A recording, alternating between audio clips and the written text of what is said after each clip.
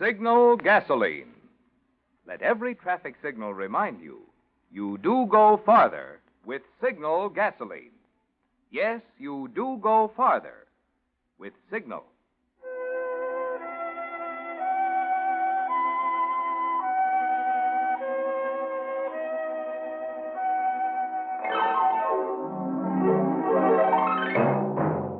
The Signal Oil Company and your neighborhood Signal dealer bring you another curious story by The Whistler. Tonight, Escape to Danger.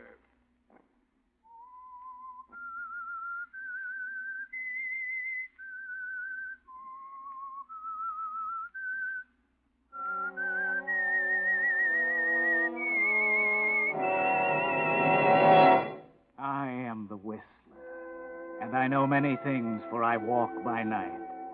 I know many strange tales hidden in the hearts of men and women who have stepped into the shadows.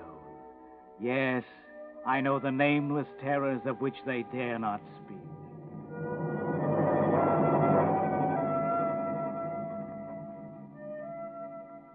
To Frederick Pontiac, an American citizen caught in Germany by the war, death came slowly and painfully, of starvation and torture, in a cellar of a Nazi prison camp. But death was not the end for Frederick Pontiac. It was the beginning of a new and bizarre chapter. For he died only a few days too early, and his body was hardly cold before his captors saw the handwriting on the wall, put there by Allied shells. Yes, the Nazis' hours were numbered, and they all knew it. And that was when a plan was hatched in the brain of Commander Ernst von Muller, commandant of the prison, a man high on the list of war criminals. Where is the man, Doctor? In the cellar. He died last night. I think he'll do. I must look at him first. We will have to hurry. The American swine will be here soon. They are storming the hill now. Yeah. You have the dossier on, what's the man's name, Doctor? Pontiac. Friedrich Pontiac. Yeah, I have it. Friedrich Pontiac. Yeah. Friedrich Pontiac. This one is Friedrich Pontiac. See? Nine. He was an old man. But see, Commander, the bone structure, the hair and eyes. Of course, he is very thin now, and he has aged. But you will see by the dossier he is but 40, your age. And you will see by the photograph in the dossier there is a striking resemblance to yourself. You won't need to change your face, Herr Commandant. Let me see the dossier, Doctor. Here. Thank you. Friedrich Pontiac, born Zurich, Switzerland, 1905. Attended school in Geneva, 1911 to 1918. Emigrated to America in 1918 with his parents and attended school in New York in 1918 to 1924. In 1926, he became a United States citizen. He went to work in his father's drugstore until 1928. When his father died and the business was sold from 1928 to 1932, he did various odd jobs. In 1933, he entered Germany. He spoke German well. That's good. And English with an accent. Good. The Fatherland made use of him in the chemical factory in Berlin, where his work was unsatisfactory. He drank too much. And had fits of melancholia. This became worse until in 1941 he was of no further use to us. And so was sentenced for inefficiency to hard labor here at this camp. Excellent, Herr Doctor, excellent. I think it will work. I will have to attend to the fingerprints, Herr Commandant. It may be rather painful for you. I understand, Herr Doctor. It does not matter. From now on, I shall be Frederick Pontiac, American citizen.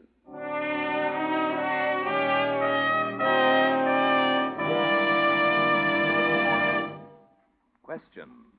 How many times do you have to see a thing before you remember it? Well, here's an interesting test for you Whistler fans to check up on your alertness and memory. Time and again, probably right in your own neighborhood, you've seen and read the big trademark that identifies Signal gasoline dealers who bring you the Whistler. But test yourself. Can you remember that trademark well enough to describe it now? Well, think a moment. Do you visualize a big black circle sign with yellow letters spelling Signal Gasoline? And in the center, a traffic signal reading Go, reminding you that you do go farther with Signal Gasoline. That yellow and black circle sign is a mighty good sign to keep in mind these days, because with gasoline mileage still an important factor in today's driving, Signal Go Farther Gasoline offers your best way to get most miles per ration coupon. So next time you invest one of your gas stamps, try Signal Gasoline. Prove in your own car what more and more wise Western drivers are discovering, that you do go farther with Signal Gasoline. And now, back to the Whistler.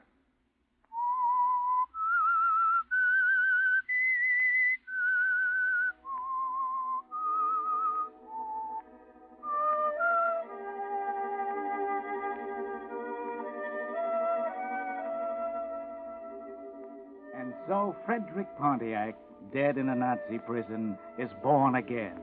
And Commander Ernst von Muller, Nazi war criminal, is no more.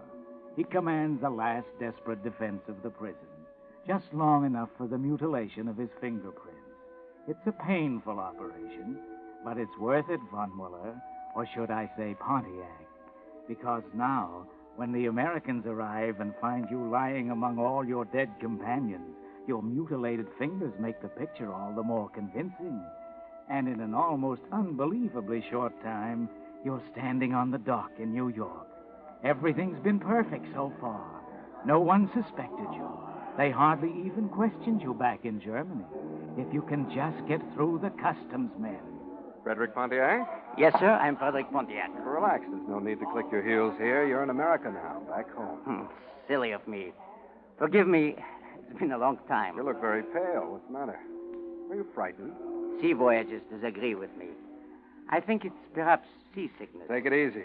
We all know how much you've been through. We want to make things as easy as possible for you. Thank you. Why do you want me? It's only that your passport is expired. You'll have to fill out this form. Oh, I see you can't. Your hands are injured.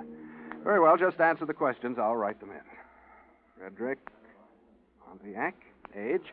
Frederick Pontiac, born 1905, May 16th. Attended school in Switzerland, 1911 to 1918. Came to America... Oh, wait a minute, one at a time. First, where were you born? Zurich, 1905, May 16th. 16. Your father's name, nationality? Franklin Pontiac, American.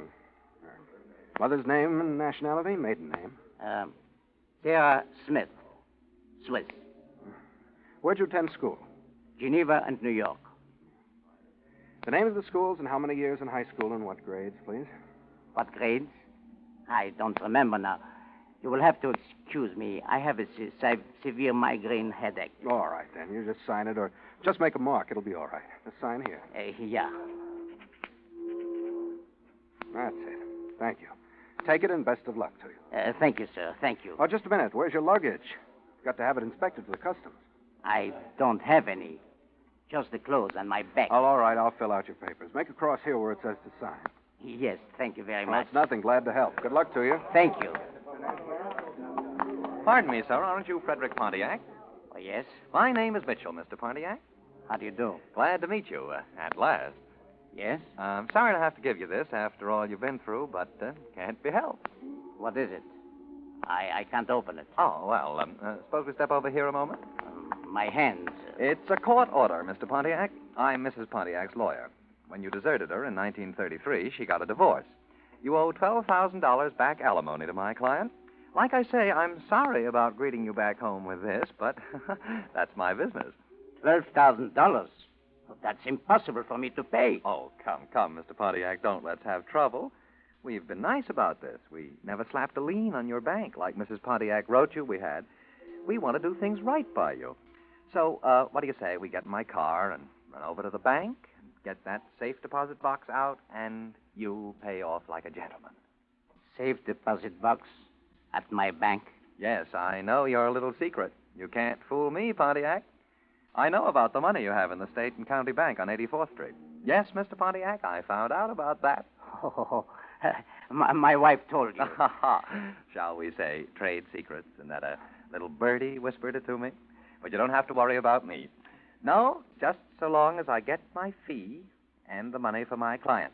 Now, what do you say? We run over to 84th Street right now. Very well.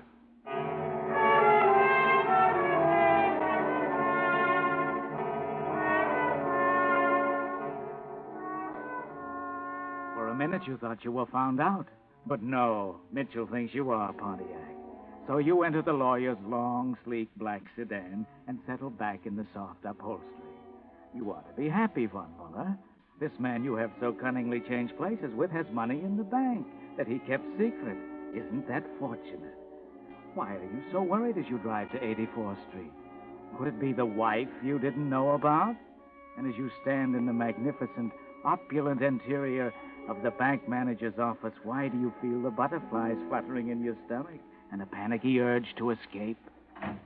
Good afternoon, gentlemen. This is Mr. Frederick Pontiac, Mr. Crane. How do you do? How do you do, Mr. Pontiac? Mr. Pontiac has a safe deposit box here. Been here since 1933.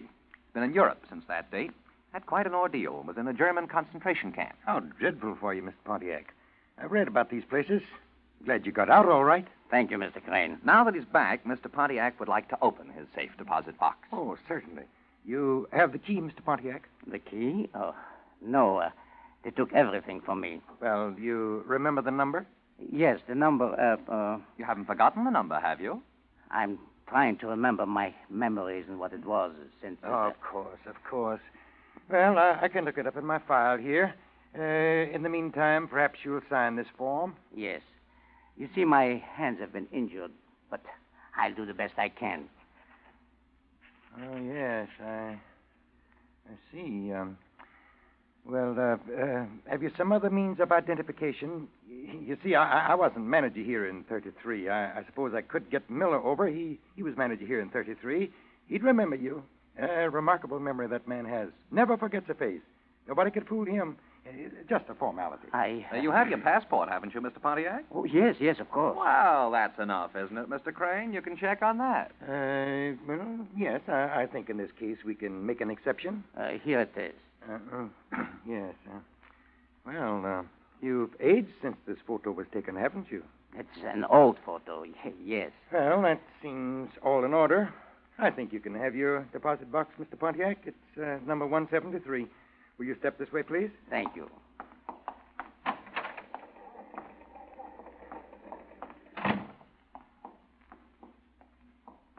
Here it is. 173.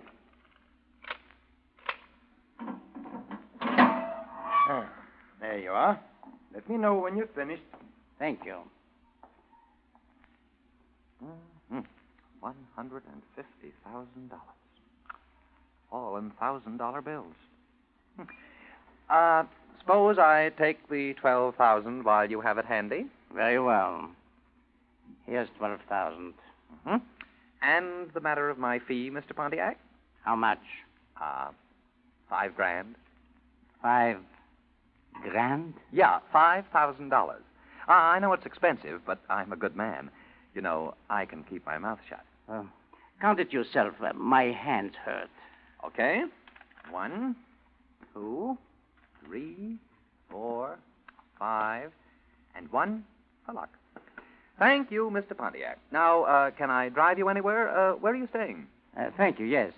Any good hotel will do. I've had a rather trying day. Well, how about the Continental Plaza? Nice view of the park, swell bar, good restaurant. Yes. That will do satisfactorily, I'm sure. It has been a very hard day. I'll be good to rest. Very good. Look, Mr. Pontiac, I'll give you a tip. Yes? Don't stay in town too long. It might be unhealthy for you. What do you mean, unhealthy? You haven't forgotten Lucky Chandler, have you? Huh? Lucky Chandler? Oh, yes, Chandler. Yeah, Lucky Chandler. LaHef hasn't forgotten. As soon as he hears you're in town, he'll pay you a visit. If you get in. Yes, LaHef. Yes. Your arrival, it was in the papers this evening. How do you mean, pay me a visit? Unhealthy for me? Forget it, chum. It was just a hint. You know me. I can keep my mouth shut. I don't want any trouble. Yes, I see. What you don't see, do you, Herr von Muller? You don't know who these men are, LaHiff and Lucky Chandler. What does Mitchell mean, unhealthy? You don't know, do you? But you're too tired to worry now. So you go to your hotel suite and fall into a fitful sleep. And in the morning? How can that be? Yes? What is it? Good morning, Mr. Pontiac. I was calling to let you know your wife is on her way up to your room. My wife? Yes, sir. Mrs. Pontiac is on her way up. Yes? Who is it? It's me, Gloria, your ex-wife. Remember me? You can't come in. Oh, Freddie, don't be silly. I only wanted to say hello and take a look at you. Get away. I order you out. I just wanted to say I'm sorry about the Mitchell greeting you with the court order. It wasn't my idea. Out, I say. Get out. I don't want to speak with you. I don't want to see you. Get out. Now, look, Freddie, don't push me. I don't said want get out. And stay away from me. Well, what's the matter with you? Are you sick? Changed. Go away. All right. I'll be back, Freddie. I'm worried about you. Himmel, was ist denn das? Yes, what is it, please? That you, Pontiac? Yes. This is LaHiff. Your pal, LaHiff. Hello. How are you? What the devil do you care how I feel, you double-crossing rat? You gonna come across with the dough? Or do you want me to take it out of your hide and then refresh the cop's memory about Chandler's death? About Chandler's death? Yeah, you don't think they've forgotten, do you? Sure, 12 years is a long time, but not long enough. What do you want from me? My cut. 75,000 leaves of best lettuce. I'll be around for it at noon. You see you have it there. Hello. Hello. Hello. Hello. Refresh the cop's memory about Chandler's death. Gott im Himmel. Pontiac killed him. Yeah, that's it. Pontiac was a murderer.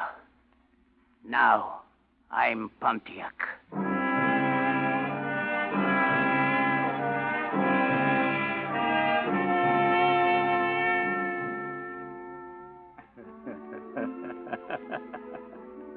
Well, what are you going to do now, Von Muller? In America, murder carries a death penalty, and you just escaped from that. You were rather clumsy the way you got rid of Pontiac's wife. You must be more careful how you deal with LaHiff. He must be gotten rid of also. He is a very real danger to you, Von Muller. So you work out a plan quickly. You go out to the drugstore, purchase some rat poison and some liquor. When you get back, you mix a drink and wait for LaHiff. It's noon now. And you look from the window across Central Park and watch the traffic creeping below and wait. You know it won't be long now. Come in. Good morning, Mr. LaHiff. Never mind the formalities, Pontiac. What's the idea of having the blinds drawn? Oh, you'll excuse it, I'm sure. I have a severe headache. I can imagine. Will you join me in a little drink? It's a long time since we met. Quit stalling, Pontiac. I came for my money. Hand it over. Oh, of course. Here you are. I have it ready for you. Count it. I won't bother to count it. It better be right. If there's $1 missing. Oh, I wouldn't take that chance. Hey, here's a brandy and soda. Come, let's drink to the future and let bygones be bygones. I wouldn't drink with you. All I want from you is what I have coming, nothing else. Goodbye, Mr. Double-Cross Pontiac. But wait, please.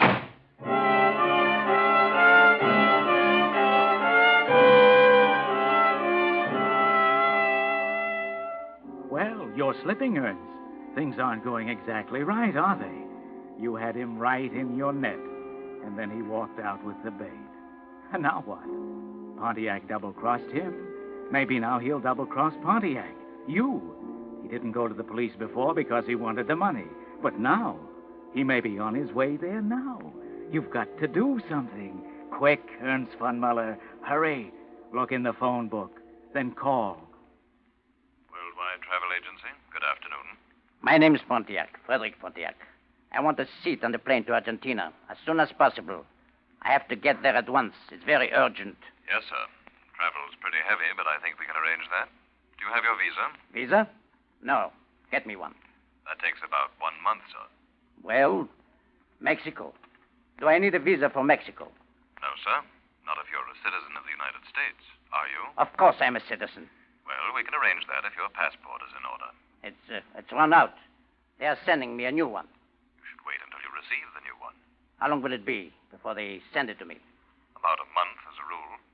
Can't I go without and they send it on to me? Yes, that could be arranged, I think. I'll call you back when I've made inquiries, Mr. Pontiac.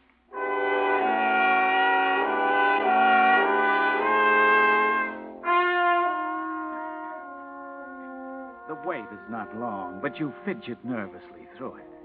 Then suddenly everything's all right again. They've reserved you a place on the Mexico plane. You'll have plenty of time to make it to the airport. And still the police haven't arrived. You hurry downstairs. Step up to pay your bill. Here, miss, I telephoned. You have my bill ready? Yes, Mr. Pontiac. $27.55. You keep the change, miss. Oh, thank you, Mr. Pontiac. Those two men by the door, they're detectives. They were just asking about you. Detectives? Asking about me? Yes, sir. Is my taxi here yet? No, sir. Good evening, sir.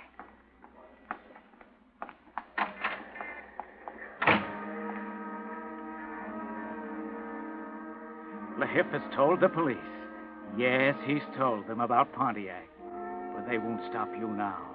You've come too far to be caught. You only have to lose those detectives. And then Mexico City.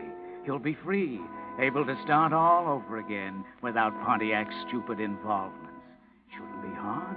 There must be a way. You can't stay here to die for Pontiac's crime. Hurry, Ernst. Hurry.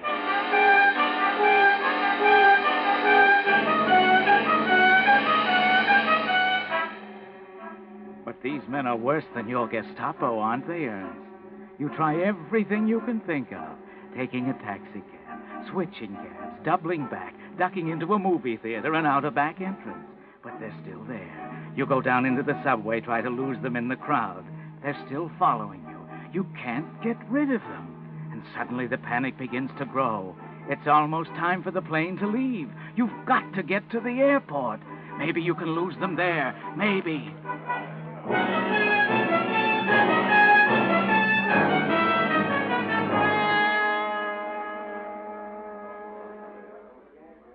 Frederick Pontiac? Yes, that's my name. All right, sir. Your reservation is in order. Now, if you'll leave your bag here, we'll check it. I'll just carry it with me. Oh, I'm afraid we'll have to weigh it anyway. You may as well leave it here. There'll be a short wait before you can board the plane. A wait? Yes, sir. We'll call you when it's ready.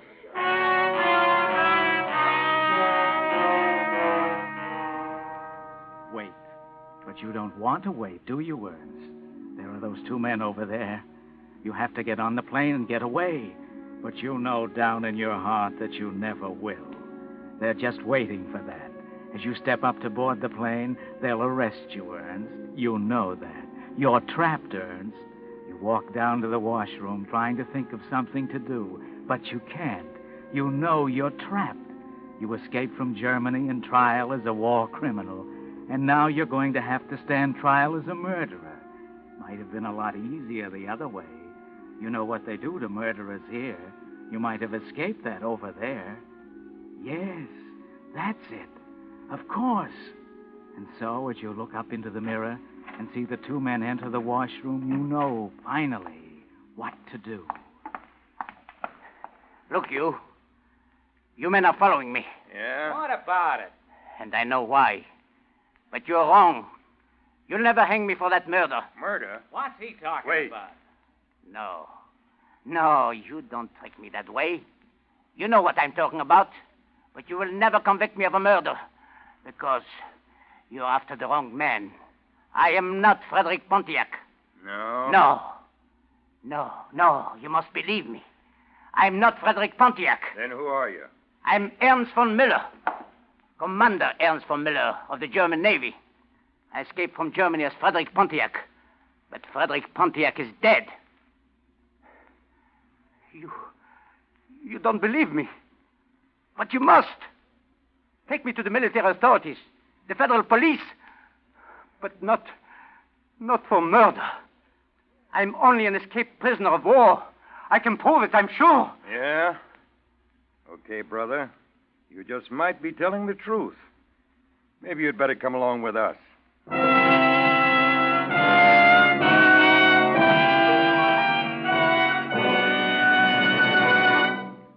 The Whistler will return in just a moment with the strange ending of tonight's story. Meantime, if your car is beginning to look and feel its age, did you know that down at your neighborhood signal station there's a veritable fountain of youthful ideas, a line of products for bringing back your car's sparkle and pep? For instance, Whiz Motor Rhythm actually dissolves carbon binder, thus freeing sticky valves and rings and giving you a cleaner motor that runs smoother and quieter and uses less gas. Then there's Radiator Cleaner and Conditioner that removes clogging sludge, rust, and scale from your radiator, putting your cooling system in shape for hottest summer driving. And your signal dealer's famous Venus Auto Polish cleans and waxes in one easy operation, bringing back new car luster and color while it protects the finish. But these are just 3 of your signal dealer's many car pepper-uppers.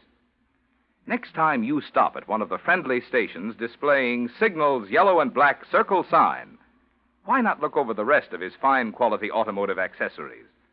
Each plays a part in your Signal gasoline dealer's complete service to help your car run better, look better, and last longer.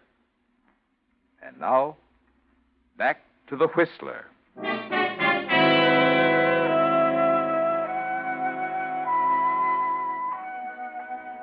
Well, Ernst von Muller, you gave yourself up. Yes, you'll go back to Germany to stand trial as a war criminal. And when you read the newspapers about the fate of other commandants of German prison camps, you wonder if perhaps you didn't make the wrong choice. You might have been even more sure of it if you could have heard a certain telephone conversation the day you were captured. Miss Reagan, Mrs. Pontiac, this is Reagan. Oh, the private detective I hired. Yes. I've got plenty to report, Mrs. Reagan. We tailed your husband like you asked us to. You were right. Oh, yes? Yeah, there was something screwy about him. He wasn't your husband at all. What? And we tailed him to the airport. He was just about to leave for Mexico. What? I'll never know why he didn't. That would have been the end of our case. But just before the plane was to leave, he surrendered himself to us. Who could it have been? He was some German Navy officer, escaped and masquerading as your husband. Did he say anything about my husband? Yes. He said Mr. Pontiac died in his prison camp. So that's it. Yeah. Another thing I'll never be able to figure out was he kept talking about a murder. Said we wouldn't pin a murder rap on him because he wasn't Pontiac. You know what he was talking about? I have no idea. I haven't either. I thought the only thing Pontiac was mixed up in was that racetrack scandal back in 1933 when Lehilf went to prison for poisoning a horse, the odds-on Derby favorite, Lucky Chandler.